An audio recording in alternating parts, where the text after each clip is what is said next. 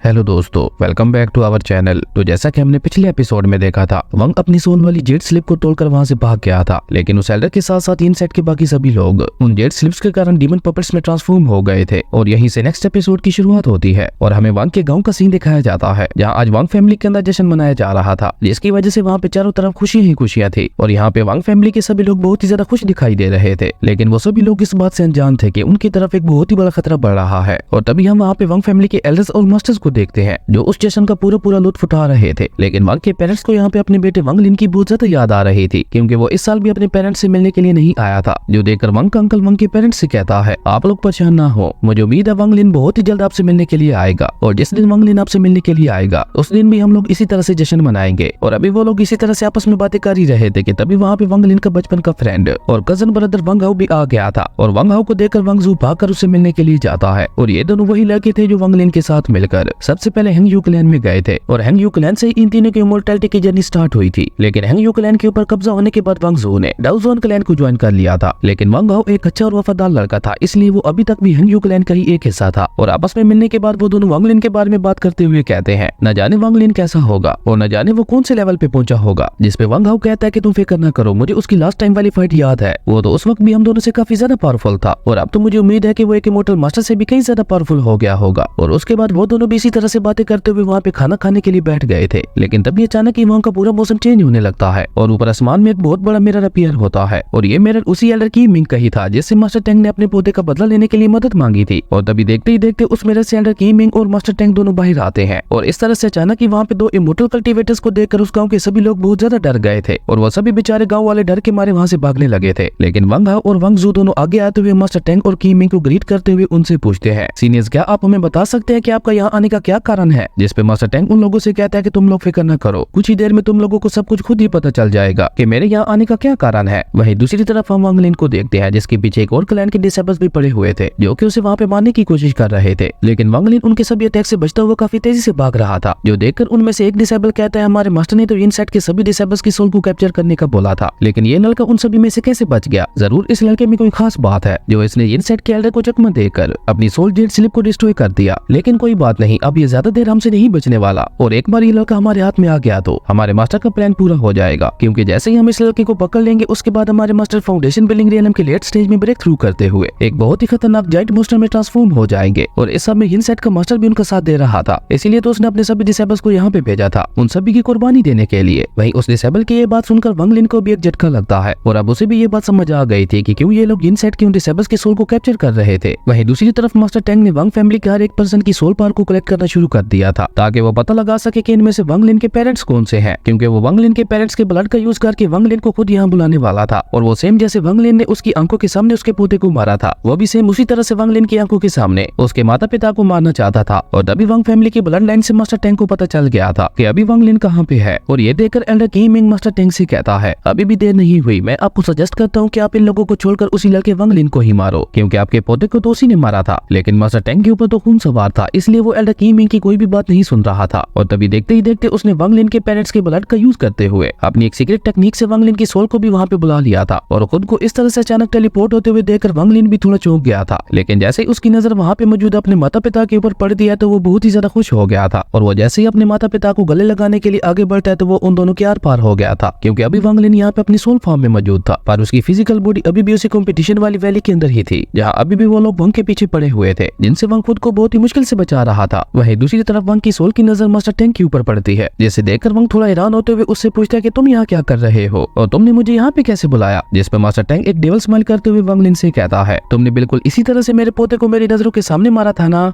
मैं भी सेम उसी तरह से तुम्हारी आंखों के सामने ही तुम्हारे पेरेंट्स और तुम्हारी पूरी वंग फैमिली को मारूंगा। और ये कहकर मास्टर टैंक वहाँ पे अपनी एक डार्क टेक्निक का यूज करता है, जिसकी वजह से वहाँ पे देखते ही देखते चारों तरफ डार्क कोरा फैल गया था। वहीं दूसरी तरफ उस वैली में मौजूद डिसेबल्स ने भी अब वंग को चारों तरफ से घेर लिया था, और उन्होंने वंग लिन को चारों तरफ से घेरते हुए उसके ऊपर अटैक करना भी शुरू कर दिया था। लेकिन वंग ने भी वहाँ पे उनके अटैक से बचने के लिए अपने चारों तरफ एक बहुत ही ज्यादा पावरफुल शील्ड बना दी थी, ताकि वो पूरी तरह से अपनी सोल के ऊपर फोकस करते हुए मास्टर टैंक से निपटने का कोई रास्ता ढूंढ सके। लेकिन अब वो डार्क फोक धीरे धीरे वहाँ पे चारों तरफ फैल गई थी, और जो कोई भी उस डार्क फोक की चपेट में आ रहा था, वो वहीं पे खत्म हुए जा रहा था। और अपने लोगों को इस तरह से मरते हुए देखकर वंग फैमिली के मास्टर बहुत ही ज्यादा सैड हो गए थे, क्योंकि वो चाहकर भी यहाँ पे अपने लोगों को नहीं बचा पा रहे थे। इसलिए वो गुस्से से मास्टर टैंक से कहते हैं, तुम ये सब क्यों कर रहे हो, हमने तो तुम्हारा कुछ भी नहीं बिगाड़ा, तो फिर तुम इन मासूम लोगों को क्यों मार मार रहे हो। लेकिन मास्टर टेंग यानी फूजियान उसे कोई भी जवाब नहीं देता और उसने अचानक ही वंग के पेरेंट्स के ऊपर एक बहुत ही ज्यादा पावरफुल अटैक कर दिया था, जो देखकर वंग भागकर अपने पेरेंट्स को बचाने के लिए आगे बढ़ता है। पर क्योंकि यहाँ पे सिर्फ उसकी सोल थी इसलिए वो यहाँ पे कुछ भी नहीं कर पाता। लेकिन फूजियान भी यहाँ पे सिर्फ वंग लिन को तड़पाना चाहता था, इसलिए उसने अपने उस अटैक का रुख ही मोड़ दिया था, जिसकी वजह से वंग फैमिली के दूसरे लोग मारे गए थे। और अपने लोगों को इस तरह से मरते हुए देखकर वंग लिन को भी बहुत ज्यादा गुस्सा आता है और वो चिल्लाते हुए फूजियान से कहता है कि तुम्हारे पोते को मैंने मारा था और उसे मारकर मैंने उसकी सारी पावर्स को अब्सॉर्ब कर लिया था और अभी मैं घोस्ट वैली के अंदर हूँ। अगर तुम्हें हिम्मत है तो मुझे आकर मार के दिखाओ। यहाँ पे वंग फूजियान को भड़काने की कोशिश कर रहा था ताकि वो उसकी फैमिली को छोड़ दे। लेकिन फूजियान दोबारा डेविल स्माइल करते हुए वंग से कहता है, बच्चे तुम्हें क्या लगता है कि मैं अपने पोते की मौत का बदला तुम्हारी मौत से लूंगा? नहीं, बल्कि पहले मैं तुम्हारी आंखों के सामने तुम्हारी पूरी फैमिली को खत्म करूंगा, जिसके बाद तुम भी सेम उसी तरह से तड़पोगे जैसे मैं तड़पा था। उसके बाद जब तुम 3 महीनों के बाद उस वैली से बाहर आओगे तब मैं तुम्हें भी बहुत बुरी मौत दूंगा, लेकिन तब तक तुम यहाँ पे अपने लोगों को मरते हुए देखकर तड़पो। फूजियान की ये बात सुनकर वंग को इतना ज्यादा गुस्सा आता है कि उसने अचानक ही अपनी फुल पावर का यूज करते हुए फूजियान के ऊपर एक बहुत ही ज्यादा पावरफुल अटैक कर दिया था। लेकिन क्योंकि उसकी फिजिकल बॉडी घोस्ट वैली के अंदर थी तो वंग का ये अटैक उल्टा सीधा उसी की शील्ड को ही जाके लगता है, जिसकी वजह से देखते ही देखते वहाँ पे वंग की बनाई हुई शील्ड भी पूरी तरह से डिस्ट्रॉय हो गई थी, जो देखकर उस सेल्डर जो कि अब एक डीमन पपेट बन चुका था उसके साथ साथ बाकी सभी डिसेबल्स ने भी मिलकर वंगलिन के ऊपर अटैक कर दिया था। वहीं दूसरी तरफ फूजियान ने अब ऑलमोस्ट वंग फैमिली के हर एक मेंबर को खत्म कर दिया था। अब बस वहाँ पे वंग और वंग जू के पेरेंट्स ही बचे थे। लेकिन देखते ही देखते वहाँ पे फूजियान ने उन दोनों के पेरेंट्स को भी खत्म कर दिया था, जो देखकर वंग और वंग जू दोनों अंदर से पूरी तरह से टूट गए थे। और ये सब देखकर अब वंगलिन का गुस्सा आउट ऑफ कंट्रोल हो गया था, जिसकी वजह से घोस्ट वैली के अंदर उसकी फिजिकल बॉडी से बहुत ही ज्यादा पावरफुल आइस ऑरा निकलने लगा था, जिसका मतलब था कि वंग मास्टर सिटू की बताई हुई उस टेक्निक को पूरी तरह से सीख गया था। और वंग का ये आइसी ऑरा इतना ज्यादा पावरफुल था कि उस एल्डर के साथ साथ बाकी सभी डिसेबल्स भी वहीं पे बर्फ में जम गए थे। लेकिन वंग का गुस्सा अभी भी शांत नहीं हो रहा था, क्योंकि उसका गुस्सा अब अपनी सीमा पार कर चुका था, जिसकी वजह से अब वंगलिन का किलिंग हो रहा उसकी सोल से भी निकलने लगा था, जो देखकर एल्डर कीमिंग थोड़ा चौंकते हुए कहता है, ये लड़का मुझे कहीं से भी कोई सिंपल पर्सन नहीं लग रहा, इस लड़के के अंदर जरूर कोई ना कोई बहुत ज्यादा खास बात है। और ये कहकर वो फूजियान से कहता है कि मुझे लगता है अभी तुम्हें इस लड़के के पेरेंट्स को नहीं मारना चाहिए, क्योंकि कहीं ऐसा ना हो फ्यूचर में तुम्हें अपने इस काम के लिए पछताना पड़े। लेकिन फूजियान तो अपने पोते के बदले में अंधा हो चुका था, इसलिए वो वंग फैमिली के लीडर को मारने के लिए अपना हाथ आगे बढ़ाता है। लेकिन एल्डर कीमिंग उसे रोकते हुए कहता है कि इसे जिंदा छोड़ दो, ये आगे चलकर हमारे काम आएगा। जिसके बाद फूजियान की नजर वहाँ पे वंग और वंग जू के ऊपर पड़ती है, जो देखकर कीमिंग फूजियान से कहता है कि ये दोनों भी इमोर्टल कल्टीवेटर्स है, और अगर तुमने इन्हें मारा तो मैं भी अलाइस कमेटी को बता दूंगा कि इन दोनों को तुमने ही मारा था। कीमिंग की ये बात सुनकर फूजियान उन दोनों को नहीं मारता, पर उसने उन दोनों के ऊपर भी अटैक करते हुए उन दोनों को वहाँ से पीछे की तरफ फेंक दिया था। और फूजियान के इस अटैक के इम्पैक्ट की वजह से वो दोनों भी वहीं पर गिरकर बेहोश हो गए थे, और अब सिर्फ वहाँ पे वंगलिन के पेरेंट्स ही बचे थे। लेकिन अब वो दोनों भी धीरे धीरे उस फोक की चपेट में आते जा रहे थे, जिसकी वजह से वहाँ पे धीरे धीरे उनकी बॉडीज भी राख में बदलने लगी थी, जो देखकर वंग को अपनी उसी बीट की याद आती है जिसमें उसने अपनी पावर्स का एक हिस्सा डाला था, ताकि खतरे में उसके माता पिता उस बीट का यूज करके उसे अपने पास बुला सके। और ये बात याद आते ही वंगलिन अपने माता पिता को वो क्रिस्टल बीट क्रश करने के लिए कहने लगता है। लेकिन उसके माता पिता ने ऐसा करने के लिए मना कर दिया था, क्योंकि वो लोग समझ गए थे कि ये दोनों इमोर्टल कल्टीवेटर्स बहुत ज्यादा स्ट्रॉन्ग है, और अगर वंगलिन अभी यहाँ पे आया तो वो भी यहीं पे मारा जाएगा। और माता पिता चाहे मोर्टल हो या इमोर्टल, वो कभी भी अपने बेटे को खतरे में नहीं डाल सकते। इवन जब बात अपने बच्चों के ऊपर आती है तो कमजोर से कमजोर माता पिता भी अपने बच्चे के लिए अपनी जान देने को तैयार हो जाते हैं। और सेम इसी तरह वंगलिन के माता पिता ने भी अपने बेटे को बचाने के लिए अपनी कुर्बानी देने का सोच लिया था। ये देखकर वंगलिन अपने माता पिता से विनती करते हुए कहता है, प्लीज उस क्रिस्टल बीट को क्रश कर दें, ताकि उसके बाद मैं यहाँ आकर आपकी मदद कर सकूं। लेकिन वंग के माता पिता उसे मुसीबत में नहीं डालना चाहते थे, इसलिए वो दोनों सैड होते हुए अपने बेटे वंग से कहते हैं, बेटा तुम हमारे बारे में चिंता मत करो, हमें तुम्हारे ऊपर बहुत ज्यादा गर्व है, और तुम्हारे जैसे एक बेटा पाकर हमारी सारी ख्वाहिशें पहले ही पूरी हो गई थी, इसलिए अब हम लोगों को वैसे भी कुछ भी नहीं चाहिए, तुम बस अपना ख्याल रखना। और ये कहते हुए वंग के पेरेंट्स की बॉडी भी वहाँ पे राख में बदल गई थी, जो देखकर फूजियान वहाँ पे जोर जोर से हंसते हुए कहते हैं, टेंग ली मेरे पोते, देखा तुम्हारी मौत का बदला मैंने कैसे लिया, मुझे उम्मीद है ये सब देखकर तुम्हारी सोल को बहुत ज्यादा खुशी हो रही होगी। और ये कहते हुए फूजियान ने उन सभी गाँव वालों की सोल्स को एक फ्लैग के अंदर कैप्चर कर लिया था। और ये सब देखकर तो बेचारा वंग अंदर से पूरी तरह से टूट गया था, और उसे यहाँ पे अपने माता पिता के साथ बिताए हुए हसीन पल याद आने लगे थे। और ये सीन वाकई बहुत ज्यादा इमोशनल और रुला देने वाला था। और इसी के साथ वंग की सोल भी वापस उसकी बॉडी में आ गई थी। और तभी फूजियान उसके पास आते हुए कहता है, सिर्फ 3 महीने, तुम्हारे पास सिर्फ 3 महीने हैं, जिस दिन तुम इस वैली से बाहर निकलोगे वो तुम्हारी लाइफ का आखिरी दिन होगा। लेकिन अगर तुमने उस दिन वहाँ से भागने की कोशिश की तो मैं तुम्हारे पेरेंट्स की सोल को भी खत्म कर दूंगा। अब तुम्हें अपने पेरेंट्स की सोल को बचाना है या नहीं ये तुम्हारे ऊपर है। लेकिन वंग तो यहाँ पे गुस्से से पूरी तरह से पागल हो चुका था, और इसी गुस्से में वंगलिन अनजाने में ही एक डेविल रियल में ब्रेक थ्रू कर गया था, जिसकी वजह से यहाँ पे उसके पूरे बाल भी सफेद हो गए थे, और उसका ये लुक देखने से बिल्कुल एक डेविल की तरह ही लग रहा था। लेकिन इस सब के साथ साथ वंगलिन की पावर्स भी एक डेविल गोल्ड की तरह एक अलग ही लेवल पे पहुंच गई थी, क्योंकि यहाँ पे वंग से निकल रहा पावरफुल ऑरा देखते ही देखते उस पूरे जंगल में फैल गया था। और जो डिसेबल वंग के सोरा की चपेट में आ रहा था वो वहीं पे बर्फ में जमते हुए खत्म हुए जा रहा था। और उसी के साथ साथ वंगलिन ने अपने आसपास वाले सभी डिसेबल्स को मारकर उनके टोकन्स भी ले लिए थे। और उसके बाद वंगलिन इसी तरह से उस पूरी घोस्ट वैली में घूमने लगता है और वहाँ पे जितने भी क्लैंस के लोग आए हुए थे वांग लिन ने एक एक करके उन सभी से उनके टोकन छीन लिए थे। और ये सब करते हुए वांग वाकई बिल्कुल एक डेविल की तरह ही लग रहा था, क्योंकि वो जहाँ जहाँ से गुजर रहा था वहाँ पे सिर्फ और सिर्फ तबाही आ रही थी और वहाँ पे सब कुछ खत्म हुए जा रहा था। इवन उसके कोल्ड ऑरा की वजह से आसपास के पेड़ पौधे भी बर्फ में जमना शुरू हो गए थे। लेकिन इन सब से अलग वांग लिन के माइंड में तो अभी भी उसके माता पिता की यादें ही चल रही थी और आज पहली बार वांग लिन को अपने इमोर्टल कल्टीवेटर होने पर पछतावा हो रहा था। वो सोच रहा था काश वो इस इमोर्टल वर्ल्ड में आया ही ना होता, तो आज भी वो पहले की तरह हंसी खुशी अपने माता पिता के साथ रह रहा होता। और ये सारी बातें सोचते हुए वांग लिन का गुस्सा यहाँ पे एक बार फिर से बढ़ना शुरू हो गया था। लेकिन तभी मास्टर सितु उसे शांत करवाते हुए कहते हैं शांत हो जाओ, तुम जितना ज्यादा गुस्सा करोगे तुम्हारी बॉडी को उतना ही ज्यादा नुकसान होगा। जिस पे वांग कहता है मैं खुद को कैसे शांत कर लूं, ये सब मेरी वजह से हुआ है, आज मेरी वजह से मेरे माता पिता मारे गए। अगर मैं पावरफुल होता तो मैं उसी दिन टेंग ली के साथ साथ उसके ग्रैंडफादर को भी मार देता, और अगर मैंने उस दिन उन दोनों को एक साथ मार दिया होता तो आज मुझे ये दिन ना देखना पड़ता। असल में तो मैं खुद ही एक यूजलेस पर्सन हूँ जो अपने पेरेंट्स तक को नहीं बचा पाया। लेकिन मास्टर सितु उसे शांत करवाते हुए कहते हैं तुम खुद को बेकार मत समझो, और अभी तुमने अपने गुस्से की वजह से जिस डेविल रियलम में ब्रेक थ्रू किया है वो बहुत ही ज्यादा खतरनाक है और इस वजह से अब तुम्हारी पावर्स पहले से कई गुना ज्यादा बढ़ गई है। लेकिन जितना ये रियलम खतरनाक और पावरफुल है उतना ही ये तुम्हारे लिए नुकसानदेह भी है, क्योंकि ये डेविल रियलम तुम्हारी नॉर्मल रियलम को बहुत ज्यादा इफेक्ट कर रहा है। और हाँ, अब जब यहाँ से बाहर निकलने के बाद तुम फूजियन के साथ फाइट करोगे तो तुम उससे उसका फ्लैग छीनने की कोशिश करना, क्योंकि उसने तुम्हारे माता पिता की सोल को उसी फ्लैग में कैद करके रखा है। अगर एक बार हमें तुम्हारे माता पिता की सोल्स मिल गई तो मैं उन्हें दोबारा जिंदा करने की कोशिश करूंगा, लेकिन उसके बाद तुम्हें जितना जल्दी हो सके मिस्टीरियस रियलम में जाना होगा, क्योंकि वहाँ जाकर ही मैं खुद को पूरी तरह से हील कर पाऊंगा और मेरी अभी की कंडीशन के मुताबिक मैं सिर्फ 3 बार और ही तुम्हारी मदद कर पाऊंगा। मास्टर सितु की ये सारी बातें सुनकर वांग भी थोड़ा शांत हो गया था और ऐसा होते ही उसके हवाली पाल ने बाहर आते हुए उसे हील करना शुरू कर दिया था। और इन 3 महीनों में वांग लिन ने इस पूरी घोस्ट वैली में तबाही मचा दी थी। उसने हर एक क्लैन से उनके टोकन्स को छीन लिया था और उसी के साथ साथ इस वैली में जिन जिन ट्रायल्स को छुपा के रखा गया था वांग लिन ने वो सारे ट्रायल्स भी हासिल कर लिए थे। और सिर्फ इतना ही नहीं, वांग लिन ने एक एक करके उन सभी ट्रायल्स को पूरी तरह से रिफाइन भी कर लिया था, जिसकी वजह से अब वो और भी ज्यादा पावरफुल हो गया था। और इसी तरह देखते ही देखते पूरे 3 महीने गुजर चुके थे, जहाँ आज सभी क्लैंस के लोग अपने अपने डिसेबल्स को उस वैली के बाहर इंतजार कर रहे थे। और तभी उस घोस्ट वैली का पोर्टल ओपन होता है, जहाँ से वांग लिन और बाकी सभी डिसेबल्स बाहर आने वाले थे। और ये देखकर फूजियन खुश होते हुए कहता है फाइनली आज मेरा इंतजार खत्म होने वाला है, आज मैं उस लड़के को अपने हाथों से मारूंगा। वहीं दूसरी तरफ वांग लिन भी इसी पल का इंतजार कर रहा था, वो भी फूजियन से अपने पेरेंट्स का बदला लेने के लिए बेताब था। और इसी के साथ हमारा ये अमेजिंग एपिसोड यहीं पे खत्म हो गया था। दोस्तों, अगर आपको ये वीडियो अच्छी लगे तो लाइक कर दें और अगर चैनल पे नए आए हो तो सब्सक्राइब करते जाना। तो मिलते हैं एक न्यू वीडियो में, तब तक के लिए बाय।